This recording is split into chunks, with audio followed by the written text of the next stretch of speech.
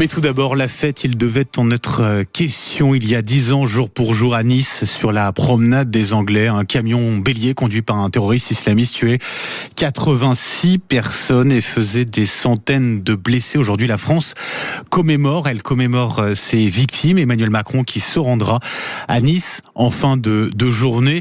Et vous, 0826 300 300. Est-ce que vous vous souvenez de ce que vous faisiez ce jour-là, en ce 14 juillet 2016 ? Il était 22h33 quand ce drame s'est produit sur la promenade des Anglais. Vous nous appelez pour témoigner. Peut-être si vous êtes du côté de Nice, vous vous souvenez forcément de ce qui s'est passé ce jour-là. 0826 300 300. On est au standard avec Christophe qui est à Nice. Bonjour Christophe.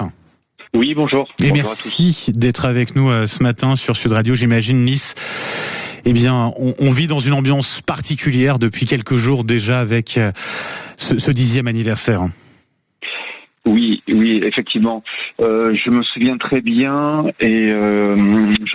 J'étais au jardin Albert Ier et avec mes 2 enfants et ma fille avait 6 ans à l'époque et mon fils 11 ans et on avait le choix c'est comme une patte d'oie où je prenais la promenade ou je coupais dans le centre-ville et on a fait le choix de couper dans le centre-ville.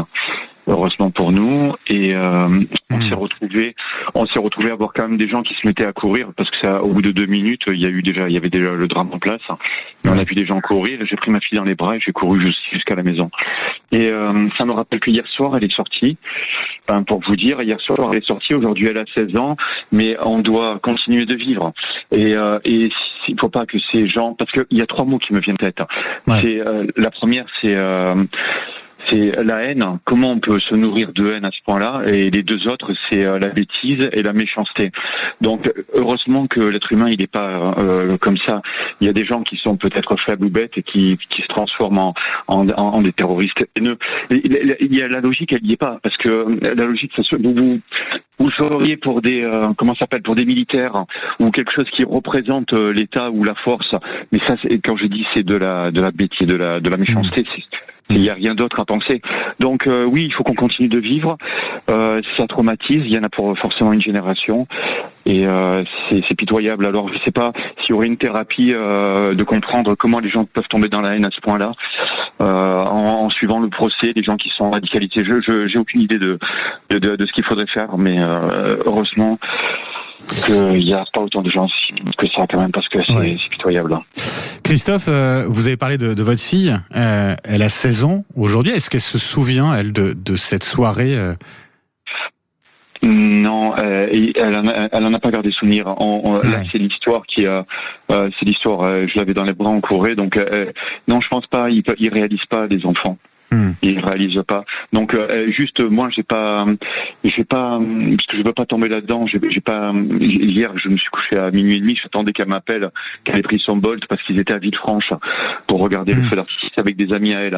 Mais je veux qu'on continue de vivre. Il y a pas et c'est pas la bêtise et la haine qui vont la méchanceté qui doit gagner sur le terrain de la vie.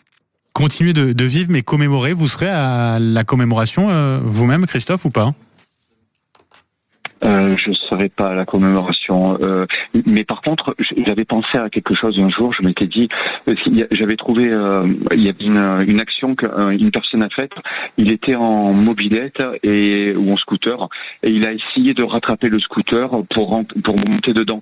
Ça avait été filmé, la presse en avait parlé, et je me disais, je ne sais pas s'il y a une avenue, une rue à son nom à ce gars, mais là c'est contre un camion, un scooter pour se dire je vais monter et faire ça.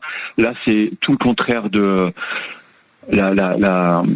c'est tout le contraire, c'est la bravoure, c'est un exemple même de gens qui sont remarquables. Donc je sais pas si la famille de cette personne nous entend, mais chapeau. Et j'aimerais qu'il y ait son nom autant que ce qu'on a fait sur la prom avec les noms. Ça serait quelque chose de chouette.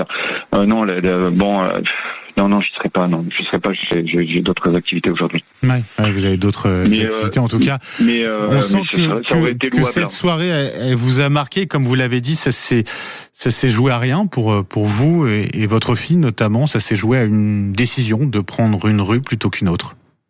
Ouais, j'ai connu beaucoup de gens traumatisés qui avaient du mal à remonter la pente. Voilà, ainsi va pour l'instant la vie. Il faut aller de l'avant. Aller de l'avant, commémorer en tout cas, et une minute de silence, je ne sais pas si vous avez vu, qui sera respectée aux États-Unis avant la demi-finale de Coupe du Monde, France-Espagne. Ça, vous en pensez quoi? C'est beau. C'est beau, hein. C'est beau. Ah ben c'est beau, c'est magnifique, c'est magnifique, c'est un hommage. Non, ça j'apprécie. Ouais. Christophe, merci de votre témoignage ce matin sur Sud Radio. Si vous souhaitez témoigner, dire ce que vous avez vécu, les souvenirs que vous avez de ce soir-là, à Nice ou ailleurs, parce que ça fait partie de ces moments-là, forcément, on se souvient à cette heure-là, 14 juillet 2016, en fin de soirée, on se souvient de ce qu'on faisait. Ça fait partie des événements marquants, même si certaines victimes disent que on ne se souvient pas suffisamment de cet attentat de Nice. Vous nous appelez 0826 300 300. Oui, Christophe. Non, je disais non, on s'en souvient. Oui. Vous vous en souvenez, mais on peut pas oublier. C'est ce que disent certaines victimes, c'est que cet attentat, en tout cas, on n'en parle pas assez par rapport à d'autres, peut-être. Non, il faut pas nourrir non plus. Il y a un juste milieu, il y a un équilibre dans tout. Il faut pas nourrir de trop non plus, mais il faut surtout pas oublier. Merci pour vos mots, en tout cas, Christophe. Je vous souhaite une belle journée. Merci d'avoir été avec nous ce matin sur Sud Radio. 0826 300 300. Bon, on continue de parler ensemble à l'antenne. 0826 300 300. Manu est là, au standard qui sonne. Décidément, ce standard. Vous l'appelez pour être à l'antenne, que ce soit pour témoigner sur effectivement les 10 ans de cet attentat du côté de Nice, ou pour parler du défilé du 14 juillet, défilé traditionnel du 14 juillet qui débute dans une grosse demi-heure, 9h50. Dernier défilé d'Emmanuel Macron, un défilé historique hors norme, XXL, c'est ce qu'on nous promet. Et puis, ces QR codes obligatoires pour y assister, ces places qui ne sont plus disponibles. On peut pas, par exemple, là, se dire, tiens, avec mon enfant, je vais aller assister à ce défilé militaire. Non, il n'y a plus de place. Alors, est-ce que ce défilé est encore un événement populaire ou pas? Là aussi, je vous attends au standard 0826 300 300. On se parle juste après ça.